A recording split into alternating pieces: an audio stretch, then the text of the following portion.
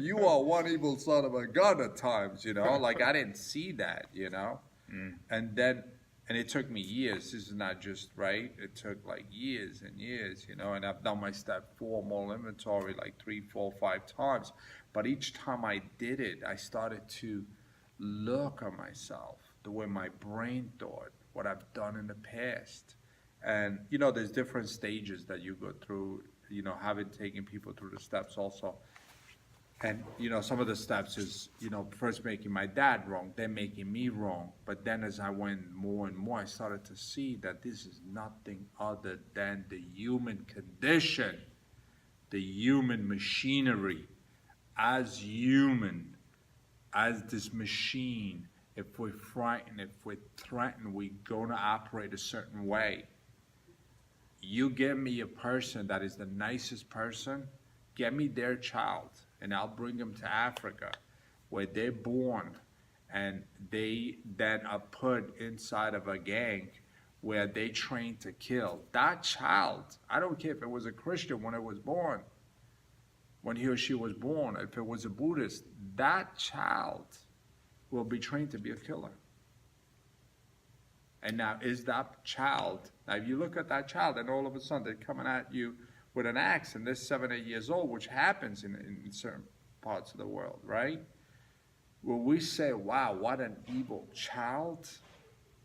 Because they were brought up a certain way. My dad, and I'm not justifying his behavior by no means, but just to look at it, my dad, when I really started putting down my hatred for them, he grew up in the 20s, and I heard stories that at the time, I'm Italian, that the Germans bombed Italy and the Americans, there was no food. And my dad used to steal and eat herbs and grass from the floor to survive. He had no father to teach him this is right, this is right. And all of a sudden, he gets married, he has 3 kids. We don't come with a manual. Like, really, Andre? Now you expect this guy that has no education, had no father, to all of a sudden to be this, you know, uh, which is ridiculous, like a modern age lover. He didn't have that training. In the 20s, in the 30s, in the 40s, in the 50s, it was a different time. So until a spiritual awakening, everything is destiny, like totally out of your control. And even with the spiritual awakening, I don't really believe we ever gonna arrive. There is no arrival. Or, I mean, or the idea of perfect is you already arrived. You know, when you're a child, 6, 7 years old, you just have a great time. You don't analyze it. You don't analyze, oh my God, that person is like this, that person is like that. But then as you start to get older, I remember that as I start to get the brain and I started to hear, I lived in a town on top of a mountain, literally. There was only like 10 kids. We didn't go to different places where we had a lot of kids. But when I started to go to school, I started then to pick up other concepts. Oh, look at that kid. That kid is fat. That kid is skinny. That kid is good looking. That kid is ugly. Now all of a sudden, now I'm developing this sense that, well, we're not all good looking.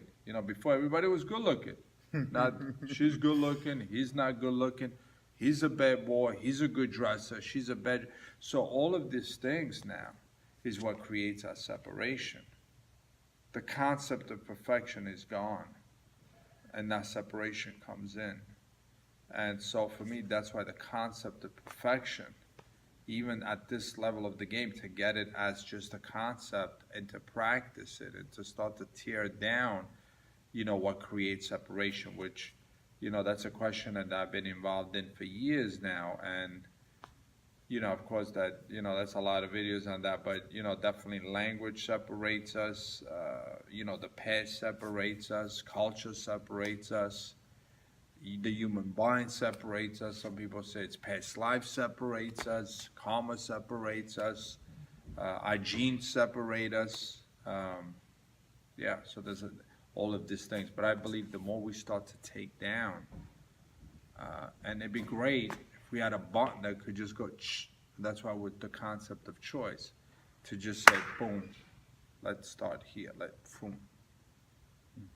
And you know, I think choice is an important thing to get in the moment, but at the same time, I think it's the human machinery is always pulling back, us pulling back in.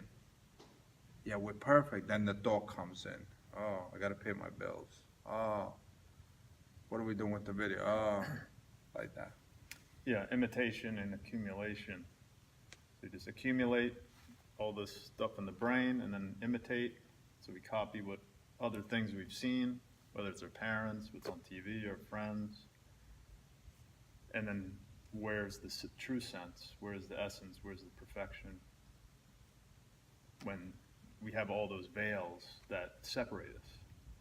So as we remove, we start to see a little bit more clearly, and that's what you're saying is like wishing there was a button that just immediately did that, you know. And I think you're saying that it's possible because in this moment that you're talking right now, you feel that in your heart. You didn't always feel that in your heart.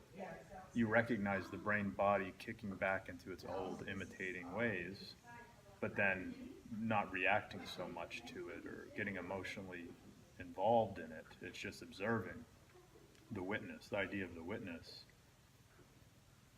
And if when we're not there, we don't even know the witness exists. So we're all brain body. But as we like, oh yeah, wow, I can actually observe this emotion. I can observe this need or want to react a certain way, but that's not me. That's something I've accumulated. And I think that's the step. It takes time, like you were saying, 20 years, 30 years. I mean, who knows? There's nobody, you know, keeping time and judging you. And everybody's perfect right now, which is, it sort of makes we can chill out. One thing that, you know, we spoke about is meditation. I know you do yoga, I do Qigong, you know, because we are human and we are living this human experience. We cannot deny I do have to pay my bills. I mean, I would love to make videos all day and hang out all day and meditate all day, but I do have to pay bills.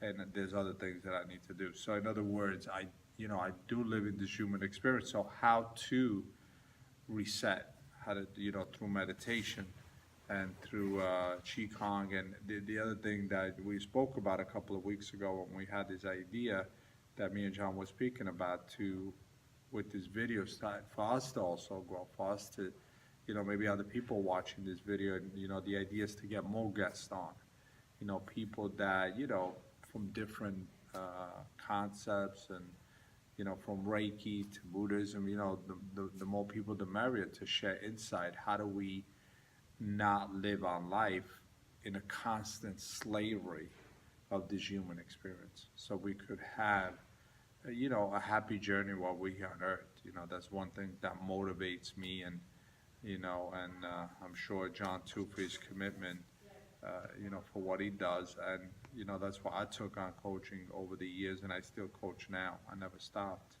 over the last, say, probably 15 years, you know, because I'm committed to transform myself and to transform every single human on Earth a moment at a time, because it just breaks my heart to see people suffering. You know, that's, even though it's perfect, right? It is perfect. Mm-hmm. Yeah. Because it's all learning. What level of awareness is any, you know, soul in a body, angel in a body, perfection in a body? Where are they at? I mean, everybody's the same, because it's not, you know, my job to what level people, we start calculating and the duality and all that stuff. It doesn't matter. It's just observe. Just take it all in. It's all learning. How involved you want to get is basically based on how much awareness you have about how much involvement maybe you want to input. That's it. It's still, like you said, it's still perfect. It's all perfect. It's all learning. It's all truth.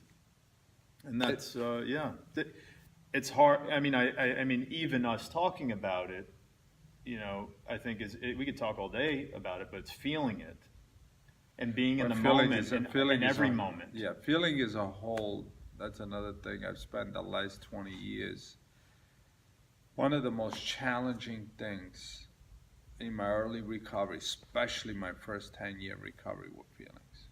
I would call my sponsor and I would say, you know, Joe, let me say his name is Joe, and I would say, Joe, I have these feelings, and then I would YouTube, and at the time we didn't have YouTube, I would go online and read books and this and that, and the more I learned, about feelings, the more confused I got.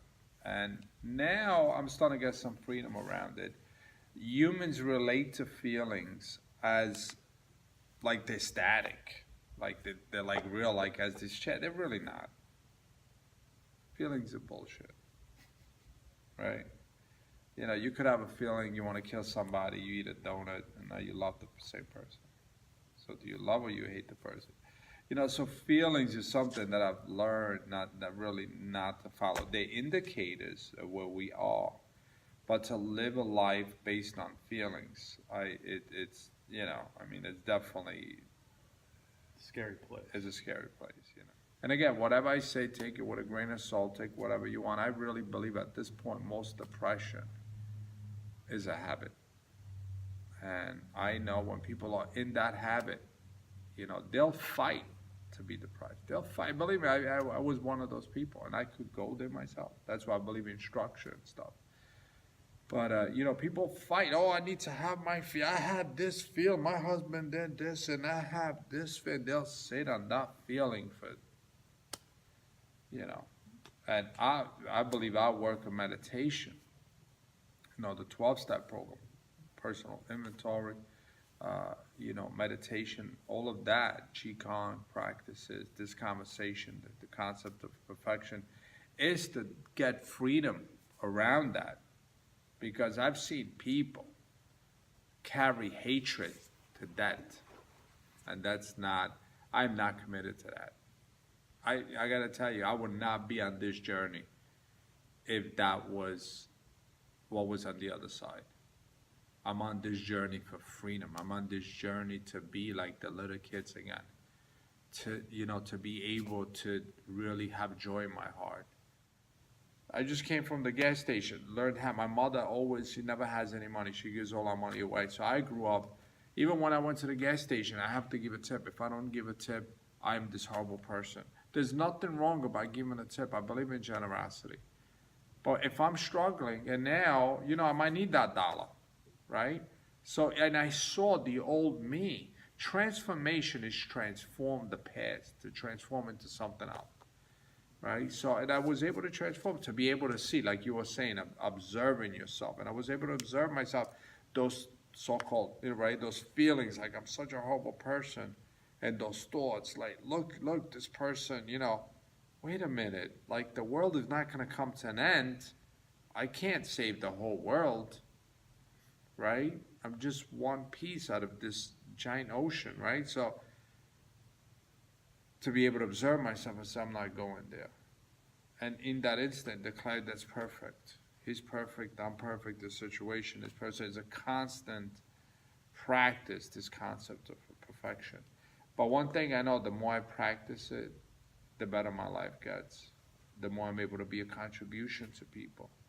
The more I'm able to see them for this human person on earth in their journey, struggling, rather than this person should be doing this person should be doing that, and then really connect on a level of humanity, rather than on a level of, yeah, you're okay because, you give him money or because you meditate 3 times a day.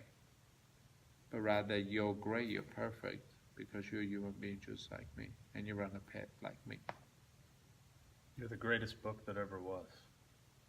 I never read that book. You are that book. You're the messenger. You're the angel. Uh-huh. Living by example, your story is that book. Uh-huh. Everybody has their own book. Uh-huh. And it's the greatest book ever written. I love it. Every human. Yeah, absolutely. Yeah. John, thank you so much. This has been awesome. Yeah, awesome. I Thank hope you. we get to do it again. This has been, an awesome experience. I'm glad that I was able not to listen to my feelings. I was at the beach, and I just got up from a nap, and I was like, I'm not feeling it. And I was like, if I stay in this car, it's perfect. But if I stay in this car, what am I creating? I said, but if we go through that video, who knows? But we're creating something.